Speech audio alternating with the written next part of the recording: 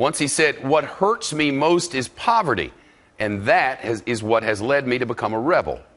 The words of Hugo Chavez during a 2007 interview with the Associated Press. Before taking office as Venezuelan president, Chavez led a life of military service and had even a stint as a history teacher. Trace Gallagher with more on his life now. Trace?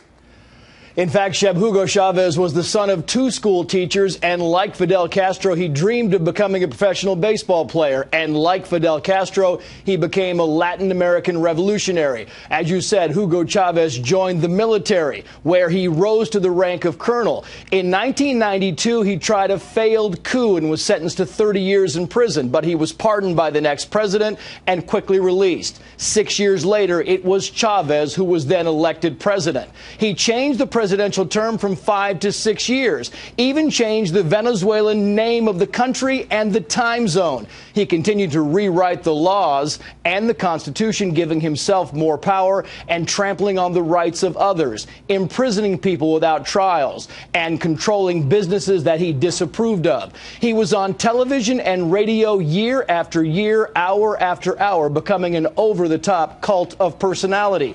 Critics say he turned Venezuela into a propaganda state, shutting down media outlets that disagreed with him.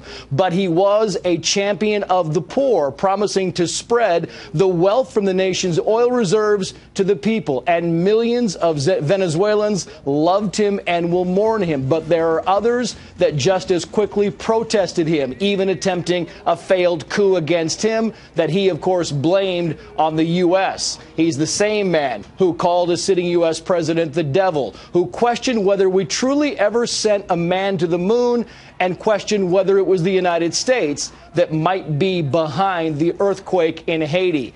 As years went on, his behavior was often called clown-like, but he hung on to power until the end, which for Hugo Chavez came after a 2-year battle with cancer today.